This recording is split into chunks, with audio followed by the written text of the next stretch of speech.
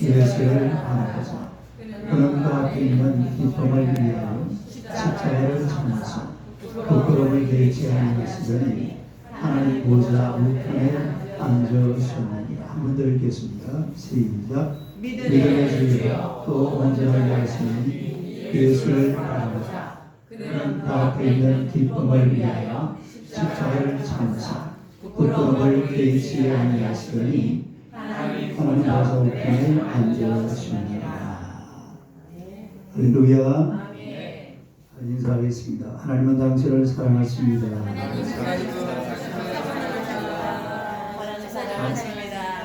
한번 더 인사합시다. 당신은 축복의 통로이십니다. 하나님은 축복의 통로이십니다. 오늘도 한번 더 새해 복 많이 받으세요.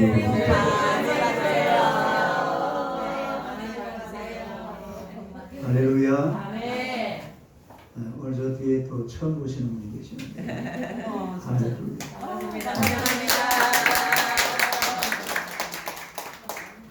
오늘의 말씀으로 예수를 바라보자, 이런 제목으로 함께 은혜를 나누고자 합니다.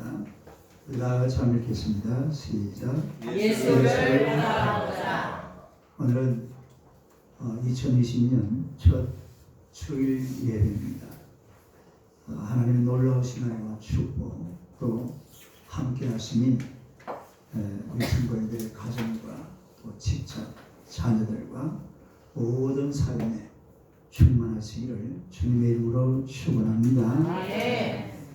오늘은 예수를 바라보자라는 이런 금년 표를 제목으로 함께 은혜를 나누고자 합니다. 오늘 본문에 보니까 믿음의 주요 또 온전하게 하시는 예수를 바라보자. 그는 그 앞에 있는 기쁨을 위하여 십자가를 참으사 부끄러움을 개의치 아니하시더니 하나님 보좌 우편에 앉으셨느니라. 그렇게 말씀을 하고 있는데, 예수를 바라보자. 예수가 누구냐? 오늘 이 본문에 보니까 예수는 믿음의 주요 또 온전하게 하시는 분이시다. 그렇게 말씀을 하고 있습니다. 여기서 이 주라는 말은 아르케온이라는 이 헬라어를 쓰는데, 이 말은 시작자, 근원자, 또 창시자, 창조자, 이런 뜻을 가지고 있어요.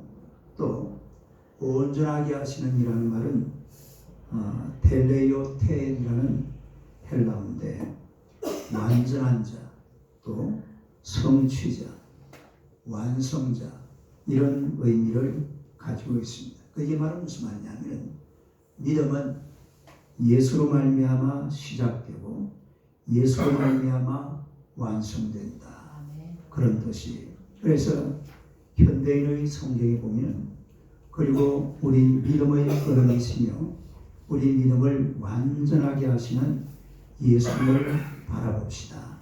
그렇게 쉽게 풀이를 해놓고 있습니다.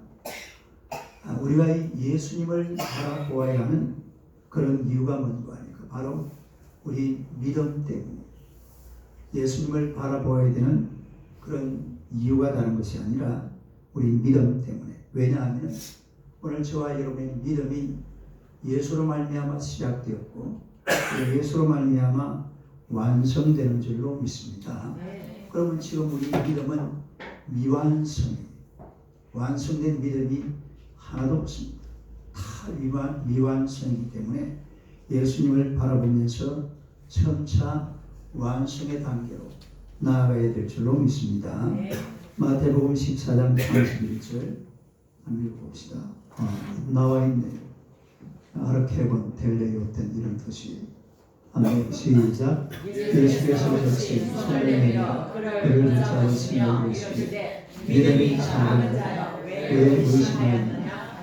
여기 보니까 믿음이 작은 자여 그랬습니다. 믿음이 작은 자여. 그 다음에 15장 28절 마태복음 시작. 예수께서 그가 이르시되 여자여 내 믿음이 크도다. 내 소원대로 되리라 하시니 그때부터 그의 딸이 나으니라. 내 믿음이 어때요? 크도다. 앞에는 작은 자. 그러니까 14장에는 작은 자예요. 15장에는 크도다. 그러면은 그 사이에 간격이 있잖아요. 작은 것, 큰 것. 그 사이에서 작은 데서 시작해서 큰 곳으로 쫙 올라가게 되는 그런 뭔가 우리가 뭔가를 해야 된다라는 그런 암시를 우리에게 보여주고 있습니다. 믿음이 작으니까 그 다음에 커져야 되잖아요. 그래서 그렇게 할 수 있는 비결이 뭐하니까 예수를 바라보자 이런 말이죠. 다 예수를 바라보자. 예수를 바라보자. 우리가 예수님을 바라봐야 되는데 예수님이 어떤 분이냐. 첫째로 예수님은 십자가를 참으신 분입니다. 아멘. 봐요. 시작. 십자가를 참으신 예수님이십니다. 오늘 본문에 보니까 그는 그 앞에 있는 기쁨을 위하여 십자가를 참으사. 뭘 위하여? 기쁨을 위하여 십자가를 참으사. 우리 예수님은 십자가를 잘 참으셨어요. 놀라운 은혜입니다. 여러분들이 예수님께서 십자가를 지시기 전에 아주 무서운 말을 하셨어요. 어떤 말씀을 하시냐면 마태복음 26장 53절에 보니까 한번 읽어봐요. 시작. 너는 내가 내 아버지께 구하여 지금 12군단 더 되는 천사를 보내시려 하시오 없는 줄로 아느냐. 베드로가 말고의 귀를 칼로 쳐버렸잖아요. 그래 예수님께서 내가 지금 내 아버지께 구해가지고서 12군단 더 되는 이 천사들을 보내가지고서 이놈들을 확 어떻게 해버린다? 썰어버릴 수 있다 이 말입니다. 그 로마 군병들 그 몇 명 안 돼요. 그 뭐 산 위에 뭐 올라와가지고 깔짝깔짝거리는 거 그걸 싹 그냥 천사들이 12군단이라는 이 군대는 얼마나 되느냐면 일개 군단이 보병 6,100명 그리고 기병 726명입니다. 그러면 약 7,000몇 명이 되죠. 이거를 11로 곱하면 얼마나 나오냐면 81,912명이에요. 어마어마한 천사군대입니다. 다른 천사군대. 이런 천사군대를 동원해 가지고서 그 십자가 주변에 있는 로마 병정들 싹 그냥 배치해 버릴 수 있다 이 말이에요. 아마 저 같으면 그렇게 했을 거예요. 여러분들 본때를 좀 보여줘야 돼요. 가만히 있으니까 가만히 땡긴 줄 알라. 여러분들이 뭐 예수님이 가만히 있으니까 가만히 땡긴 줄 알고 저거 마음대로 막 엉뚱한 짓을 하니까 저 같았으면 이런 하나님 내가 잠시만 나한테 시간 좀 주세요. 내가 이거 좀 내려갔다가 이놈들 확 한번 썰어버리고 다시 올라올 테니까. 충분히 그럴 수 있는 그런 상황이거든요. 그러나 만약에 예수님께서 그렇게 해버렸으면 오늘 저와 여러분에게 구원의 은혜는 없습니다. 죄사함의 권세는 없는 거예요. 예수님께서는 충분히 이 십자가를 걷어차버릴 수 있는 그런 기회가 있었어요. 마태복음 26장 39절 봅시다. 읽어봐요. 시작. 조금 나아가사 얼굴을 땅에 대시고 엎드려 기도하여 이르시되 내 아버지 만일 할만하시거든 이 사람 내게서 지나가게 하옵소서. 그러나 나의 원대로 마옵시고 아버지의 원대로 하옵소서. 예수님의 원 같으면 이 십자가를 지나가 버리게 하옵소서. 이 십자가 안 지게 해달라고 기도하다가 마지막에 뭐라고 그랬어요? 내 원대로 마옵시고 아버지의 원대로 하옵소서. 이래가지고서 사실은 십자가를 진 거잖아요. 물론 예수님은 십자가를 지셔야 되고 또 십자가를 지셨어요. 그러나 예수님께서 십자가를 걷어 차버리고 그 로마 병정을 자기를 괴롭힌다고 이런들 맛 좀 봐라. 이 본때를 좀 보여준다고 막 썰어버리면 예수님이 십자가를 못 지는 거예요. 그러면 오늘 저와 여러분들에게 죄사함의 권세나 구원의 축복이나 하나님의 자녀가 되는 하늘나라 천국의 시민이 되는 이런 일들은 없어지는 겁니다. 이게 어떻게 된다고요? 이게 없어져 버려요. 이건 너무나 곤란한 이야기 아니에요. 오늘 우리가 예수 그리스도로 말미암아 받는 은혜가 얼마나 엄청나고 놀라운데 이런 것이 다 사라져버립니다. 십자가가 없어져 버립니다. 예수님이 십자가를 안 지면 그런 일이 벌어진다 이 말입니다. 그러나 우리 예수님께서 십자가를 참으사 십자가를 지셨기 때문에 너무나 엄청난 은혜와 복을 받고 있는 줄로 믿습니다. 첫째로 죄 대신 의가 왔습니다. 아멘. 읽어봐요. 시작. 죄 대신 의가. 여러분, 조선시대 양반들은 평생 동안 갓을 쓰고 살았습니다. 그런데 딱 한 번 갓을 벗고 페랭이를 쓰는 때가 있습니다. 페랭이가 뭐예요? 대나무로 만든 이 모자 갓이죠. 이거는 누가 씁니까? 상놈들이 쓰는 거예요. 백정들. 그리고 옛날에 양반하고 상놈을 구분하는 방법은 간단해요. 갓을 쓰고 있으면 양반, 페랭이 쓰고 있으면 상놈. 그런데 이 갓을 쓰고 있는 양반들이 평생에 한 번 이 갓을 벗어요. 언제냐? 아버지, 어머니 돌아가셨을 때. 그때 왜 페랭이를 썼냐면 나는 죄인입니다. 이런 생각입니다. 나는 죄인입니다. 나는 죄인입니다. 그러니까 이거는 무슨 말이냐면 모든 사람들은 내가 죄인이라는 사실을 전부 다 인정을 합니다. 이걸 인정하지 않는 사람이 아무도 없어요. 성경에도 보니까 모든 사람이 죄를 범하였습니다. 그런데 이 죄를 도대체 어떻게 해결할까요? 해결할 수 있는 길이 없어요. 하지만 고린도전서 15장 3절요. 시작. 내가 받은 것을 먼저 너희에게 전하노니 이는 성경대로 그리스도께서 우리 죄를 위하여 죽으시고 뭘 위하여? 죄를 위하여 죽으시고 그 다음에 로마서 3장 23절 24절 시작. 모든 사람이 죄를 범하였으며 하나님의 영광에 이르지 못하더니 그리스도 예수와 있는 성령으로 말미암아 하나님의 은혜로 값없이 의롭다 하심을 얻은 자 되었느니라. 모든 사람들이 누구나가 다 내가 죄인이라는 사실을 다 인정을 하는데 죄를 해결할 수 있는 방법은 세상 사람들이 아무도 모릅니다. 감옥에 들어갔다 보면 해결이 되는 것 같지만 절대로 되는 게 아니에요. 이 죄의 문제를 해결하신 분은 살아계신 우리의 아버지 하나님의 독생자들 예수 그리스도이신 줄로 믿습니다. 예수님께서 십자가를 짐으로 말미암아서 우리 모든 죄가 다 사함을 받았으니 그래서 오늘 저와 여러분들은 용서받은 의인들이에요. 옆 사람 쳐다보세요. 당신은 용서받은 의인이다. 그 다음에 또 두 번째로 또 예수님의 십자가 이 땅에 남긴 것이 뭐냐면 가난 대신 부요를 남겼습니다. 아멘. 읽어봐요. 시작. 가난 대신 부요. 여러분, 가난은 인간의 적이에요. 가난만큼 인간을 괴롭히는 것도 없습니다. 그런데 이 세상이 에덴 동산을 떠난 이후에 얼마나 가난하게 살았는지 몰라요. 그리고 가난한 세상에 이 세상을 더 가난하게 만드는 놈들이 있습니다. 제가 오늘 멋진 사진을 하나 보여드릴게요. 한번 보세요. 이게 뭐냐면 이게 옛날 소련이라는 나라예요. 이 소련이라는 나라가 주변에 있는 약 40개 국가를 갖다 전부 공산화시켰습니다. 전부 빨간색이고 이 소련 옆에 붙어있는 나라들이 한 나라도 공산화가 안 된 나라가 없습니다. 그래가지고 한 70년 지나고 나니까 완전히 세계 거렁뱅이들이 다 되어버렸어요. 딸기 세계 거렁뱅이. 이 공산 위성국가들 전부 거렁뱅이 나라 다 돼. 거지 나라. 전부. 동독 옛날에 서독하고 통일했을 때에 그 경제 규모가 차이가 얼마나 났는지 아세요?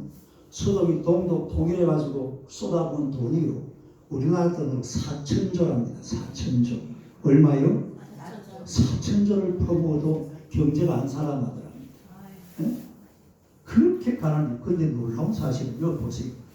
요 전부 빨간색인데 이거 무슨 색이에요? 여기 어느 나라인지 아세요? 이것도 어느 나라인지 모릅니까? 이게 우리나라 대한민국. 네? 아니 한번 상상을 해봐요.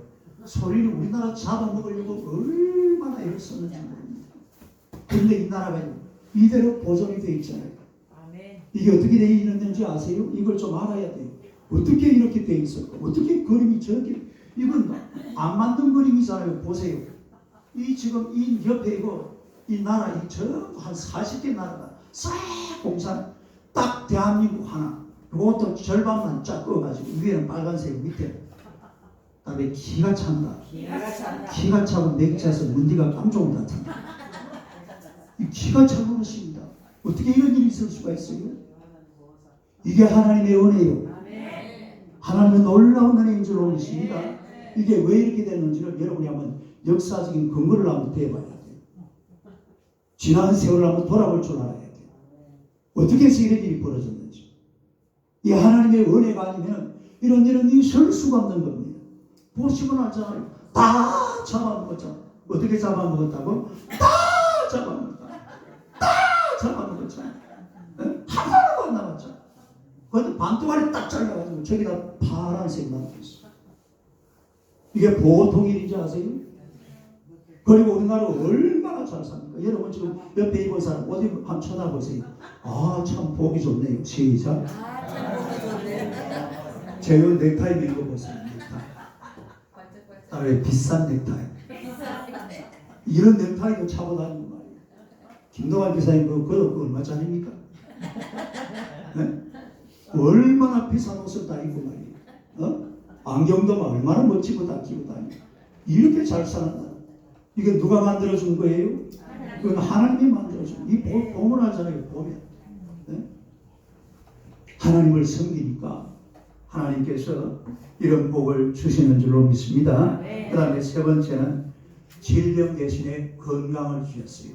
한번 읽어봐요. 시작. 질병 대신에 건강을. 성경은 인간의 질병에 대해서 굉장히 관심이 많습니다. 인간의 가장 큰 관심도 사실은 질병 문제예요. 그래서 새해의 소원을 물어보면 90%가 첫 번째 소원이 건강하게 사는 걸 합니다. 네. 90%가 그렇대요. 통계가 그렇게 나와 있어요. 그만큼 건강이 중요한데 이사야 52장 53장 5절을 보니까 시작. 그가 찔림은 우리의 행위 때문이요 그가 상함은 우리의 죄악 때문이라. 그가 징계를 받음으로 우리는 평화를 누리고 그가 채찍에 맞음으로 우리는 나음을 누리고. 할렐루야. 그가 채찍에 맞음으로 우리가 나음을 입은 줄로 믿습니다. 예수님이 오시기 전 약 700년 전에 이사야 선지자가 그렇게 예언을 해놓은 거예요. 그가 채찍에 맞음으로 그가 십자가에 못 박히심으로 너희는 나음을 입었도다. 할렐루야. 그래서 우리가 예수 믿는 사람들은 건강하게 삽니다. 예? 왜 건강하게 사느냐? 함부로 내 몸을 내팽개치지 않아요. 예? 술 한 잔을 마셔도 막 고른들이 만들어가 되도록 마시지 않아요. 왜냐하면 주일날 누구 만나야 돼요? 목사님 만나야 되잖아요. 예수님은 두 번째. 예수님은 두 번째예요. 물론 첫째가 예수님이지만 예수님 만나기 전에 누구부터 먼저 봐야 돼요? 담배를 피워도요. 목사님 코는 무슨 코예요? 딸기 개코. 목사님 콧구멍이 완전 개코예요. 개코. 얼마나 냄새를 잘 맡는지 모릅니다. 술 안 마시지? 담배 안 피지? 담배 피는 사람은요. 저 10m, 20m 밖에 봐도 저는 담배 피웠구나. 금방 알았지. 그러니까 목사님 만나려고 그러면 어떻게 해서 와야 돼요? 일어나가지고 막 가고 나고 우르르 깎이 먹으려고 냄새 나나? 이래가지고 겨운다니까요. 그러니까 주일마다 점검을 해봐야 돼. 자기 자신. 사람이 건강해질 수밖에 없잖아요. 일주일 내내 헤매다가 주일 한 번이라도 제대로 자기를 돌아볼 수 있는 그런 기회가 있으면 사람은 반드시 건강하게 될 줄로 믿습니다. 그래서 이 건강도 누가 챙겨주는 거라고요? 예수님이 챙겨주는 거예요. 저는요 운동을 절대로 빠지지 않아요. 어떤 식으로 운동을 해도. 그래서 제가 운동을 많이 합니다. 달리기도 잘합니다. 걷기도 잘하고 배드민턴 했잖아요. 한 10년 했어요. 족구 잘해요. 다음에 우리 족구 우리 저 김혜준 집사님이 족구 이야기를 했었던데 다음에 한번 합시다. 그리고 테니스 하잖아요. 그것도 탁구 타고 사부님 이제 오셨네. 타고 요즘은 또 얼마나 잘합니까? 사람이요, 예수 믿는 사람들 막 건강하게 살죠. 은혜 가운데 살죠. 예수님께서 질병 대신에 건강을 주신 줄로 믿습니다. 그가 채찍에 맞음으로 우리가 나음을 입은 거예요. 그 다음에 네 번째는 저주 대신에 성령 충만함을 주셨습니다. 아멘. 봐요. 시작. 저주 대신에 성령 충만. 로마서 여러분, 마귀의 저주가 임하기 시작하면 사람이 감당이 안 돼요. 정말 사는 게 너무너무 힘들고 고통스러워져, 어려워지고, 사람 살는 세상이 아니에요. 마귀의 저주가 임하기 시작합니다.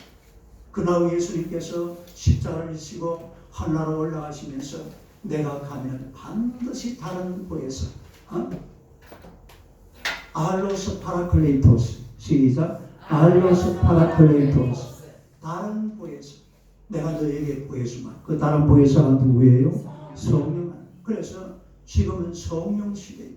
우리 성령님은 절대로 인간이 저주받는 것을 원치 않습니다.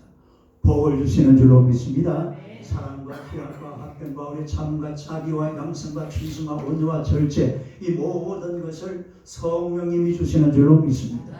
성령님의 은혜, 이런 놀라운 은혜를 성령 하나님께서, 우리가 이 성령 충만하면 저주는 다 사라져버리고 하나님의 놀라운 축복의 역사가 여러분의 인생을 지배하게 될 줄로 믿습니다. 마귀의 권세를 물리치고 성령 충만하시기를 주님의 이름으로 축원합니다. 그리고 마지막 다섯 번째로 죽음 대신에 영생 천국을 남겨주셨어요. 아멘. 읽어봐요. 시작. 죽음 대신 영생 천국을. 로마서 6장 23절 읽어봐요. 시작. 죄의 삭은 사망이요 하나님의 은사는 그리스도 예수 우리와 있는 영생이니라. 할렐루야. 죄가 넘치는 세상은 죽음이 주인 노릇하는 세상입니다. 죽음에 목매달고 살아요. 이 죽음을 어떡할까? 이 죽는 걸 막 엄청 두려워하는 게 세상 사람들의 모습이에요. 그러나 예수 그리스도는 장사지낸 바 되셨다가 성경대로 사흘 만에 다시 살아나서, 며칠 만에? 사흘 만에 다시 살아나신 줄로 믿습니다. 죽음의 권세를 깨뜨리고 무덤에서 부활하셨습니다. 그러니까 예수 믿는 사람들은 죽음을 두려워하지 않습니다. 일본에 역사 소설가가 있는데 시오노 나마미라는 그런 여자분이 계세요. 이분이 사진 한번 해봐요. 이분 아주 대단한 분이에요. 로마인 이야기를 썼는데 책이 엄청나게 방대한 책이죠. 이 책에서 이분이 뭐라고 했냐면, 중국은 성을 쌓았다가 망했지만 로마는 길을 닦아서 흥했다. 시작. 중국은 성을 쌓았다가 망했지만 로마는 길을 닦았다가 흥했다. 이게 무슨 말입니까? 이 예수 믿는 사람들은 죽음을 두려워하지 않습니다. 목숨을 두려워하지 않으며 계속 도전하는 거예요. 자연을 향해서 도전하고, 세상을 향해서 도전하고, 복음을 들고 도전하고 계속 가니까 로마라는 나라가요, BC 700 몇 년부터 해가지고 1450년까지 얼마나 긴 세월 동안 온 세상을 지배합니다. 그러니까 이 예수 믿는 사람들은 죽음을 두려워하지 않아요. 죽음이 겁나지 않아요. 우리 예수님께서 죽음을 이기신 줄로 믿습니다. 죽음을 이기신 예수님과 함께, 그리고 영국이라는 나라는요, 옛날에 빅토리아 여왕은 여자의 몸이지만 온 세계를 향하여서 선교사를 파송했어요. 그래가지고 그 당시에 이 전 세계 땅이, 땅 70%가 영국령이었어요. 해가 지지 않는 나라. 도전하는 거예요. 성경책 한번 들고, 성경책 한번 선교사 손에 딱 쥐어가지고는 너 인도 가라, 너 저 캐나다 가라, 너 저 미국으로 가라, 너 오세아니아로 가라, 뉴질랜드로. 이래가지고 보낸 그 나라가 바로 영국의 그런 엄청난 역사를 일으킨 거죠. 죽음을 두려워하지 않습니다. 죽음 대신에 우리 예수님께서 십자가에서 영생을 남겨주신 줄로 믿습니다. 그래서 예수님은 십자가를 참으심으로 이런 엄청난 것들을 세상에 남겨놓았어요. 이 십자가 위에 이런 어마어마한 복락이 숨어 있습니다. 우리가 예수를 바라보므로 이런 십자가의 은총을 누리면서 2020년 예수를 바라보는 여러분 되시기를 주님의 이름으로 축원합니다. 그 다음에 두 번째로 부끄러움을 개의치 않으신 예수님이 있습니다. 한번 읽어봐요. 시작. 부끄러움을 개의치 않으신 예수님이십니다. 여러분, 십자가는 이 십자가 자체가 부끄러움이에요. 엄청난 수치입니다. 요즘 이 십자가 위에 달리신 예수님을 조각하는 분들도 있고 또 그림으로 그려내는 분들도 있는데 전부 거짓말이에요. 다 틀렸어요. 내가 보니까 하나도 맞는 게 없어요. 왜 맞는 게 없느냐면 원래 십자가에 달리는 사람들은 몸에 아무것도 안 걸칩니다. 싹 다 벗겨버려요. 그리고 옛날에는요 팬티가 있었어요, 없었어요? 미안하지만 팬티가 없어요. 옛날에 팬티 입은 사람 아무도 없습니다. 팬티가 생긴 지가 불과 몇십 년 안 돼요. 그런데 전부 팬티 다 입혀놨잖아요. 없어요, 미안하지만. 정말 수치가 자체입니다. 물론 이런 거 만들 필요도 없어요. 지금 예수님의 그 상을 조각할 필요도 없고 그 그림을 그릴 필요도 없어요. 우리 예수님은 그냥 성경에 나오는 그대로 우리가 영이시니까 그걸 믿으면 될 줄로 믿습니다. 예수님의 십자가는 그냥 그대로 믿는 것이 그려놓고 믿는 것 아니에요. 거기다가 예수님을 올려가지고서 그런 것이 아니고 그렇게 엄청난 수치를 당하셨지만 우리 예수님은 그 부끄러움을 개의치 아니하셨다. 부끄러움을 개의치 아니하셨다. 왜 예수님께서 이런 부끄러움을 개의치 아니하셨느냐? Why? 이유가 뭐예요? 그 이유가 다른 게 하나도 없어요. 바로 나 때문입니다. 바로 저 때문이에요. 이명호 목사님 때문에, 우리 김보영 장로님 때문에, 오늘 여러분 한 사람 한 사람 때문에 우리 예수님께서 그 앞에 있는 기쁨을 위하여 십자가를 참으시고 부끄러움을 개의치 아니하신 줄로 믿으시기를 축원합니다. 그 이유가 다른 것이 아니라 바로 나 때문이라 이 말입니다. 내가 하나님의 자녀가 되었고 그 앞에 있는 기쁨을 위하여, 그 앞에 있는 기쁨을 위하여 우리 예수님께서 자신의 앞에 있는 기쁨, 그 예수님의 기쁨이 뭐냐? 그건 다른 것이 아니라 내가 오늘 구원받아서 죄사함 받고 하나님의 자녀가 되어서 하늘나라 시민이 되고 천국의 백성이 되는 것, 이것이 바로 우리 예수님의 기쁨 중에 기쁨인 줄로 믿습니다. 오늘 내가 하나님의 자녀가 된 것이 우리 예수님의 가장 최고의 기쁨이라 이 말입니다. 따라해, 오늘 내가 하나님의 자녀 된 것이 우리 예수님의 기쁨이다. 할렐루야. 옆 사람 한번 쳐다봐요. 당신이 하나님의 자녀가 된 것이 우리 예수님의 가장 큰 기쁨입니다. 시작.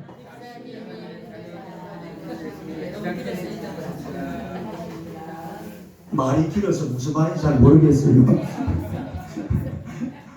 말이 간단한 거예요. 여러분이 예수 믿고 있는 것이 우리 예수님의 가장 큰 기쁨이라 이 말입니다. 믿으시기를 축원합니다. 이만한 기쁨이 예수님에게 없어요. 이걸 누가복음 15장에 보면 잘 표현하고 있는데 누가복음 17절 봅시다. 시작. 내가 너희에게 이르노니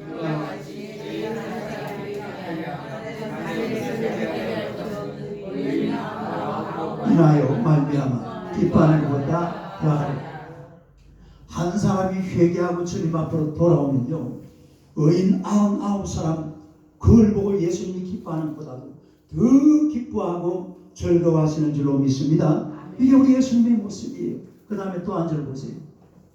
10절로 시작. 내가 너희에게 이르노니 이와 같이 죄인 한 사람이 회개하면 하나님의 사자들 앞에 기쁨이, 누가 회개하면, 죄인 한 사람이 회개하면 하나님 앞에, 하나님의 사자 앞에서 큰 기쁨이 된다 이 말이에요. 이게 바로 예수님의 기쁨이에요. 예수님의 기쁨은 다른 데 있는 것이 아니라 오늘 나 때문에, 오늘 여러분 때문에 우리 예수님께서 부끄러움을 당하신 줄로 믿습니다. 그래서 오늘 저와 여러분들은 이제 우리 남은 생애는 그래요. 우리 예수님을 위해서 이제는 내가 부끄러움을 당해야 돼요. 주님을 위해서 내가 당할 수 있는 그런 부끄러움이 있다면 내가 당하고 살아가는 여러분 되시기를 축원합니다. 한때 생물교회가 아프가니스탄에 단기 선교를 젊은 애들 거기다가 파송했어요. 배영규 목사님하고. 그래가 보내가지고서 거기에서 그만 잡혀버리고 말았어요. 그러니까 대한민국이 막 이하단이 났어요. 아니 왜 외교부에서 가지 마라 그랬는데 왜 갔냐? 죽으려고 환장을 했냐? 실제로 그 댓글을 다 봐봤어요. 엄청나게 악플을 많이 달아놨습니다. 왜 그딴 짓을 했느냐? 죽으려고 환장을 했느냐? 교회가 왜 그런 짓을 하느냐? 이래가지고 엄청. 근데 그때요, 저는 제 설교 어디 보면 나와 있어요. 제 설교집 저 밑에 어디 보면 나와 있습니다. 이거는 순교입니다. 여러분, 순교라는 것은 계산하고 있는 게 순교가 아니에요. 순교는 계산 없이 되는 거예요. 예수님이 십자가에 못 박힌 사건하고 그 배영기 목사님을 비롯한 2명인가 3명인가 그 당시에 죽었잖아요. 그분들이 순교당한 것하고 그거요 비슷한 사건이에요.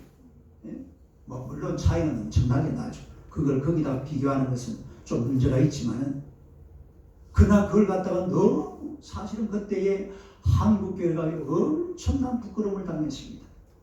교회가 잘못했다고. 한국교회를 보고 사회가 엄청나게 욕을 갖다 퍼부었어요. 그런데 놀라운 사실은요, 지금 아프가니스탄 같은 곳에서 복음의 역사가 놀랍게도 일어나고 있는 줄로 믿습니다. 할렐루야.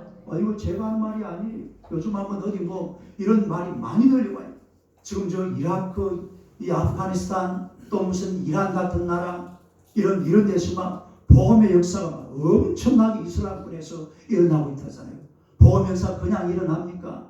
누군가가 피를 뿌려야 되는 거예요. 누군가가 순교의 제물이 돼야 되는 거예요.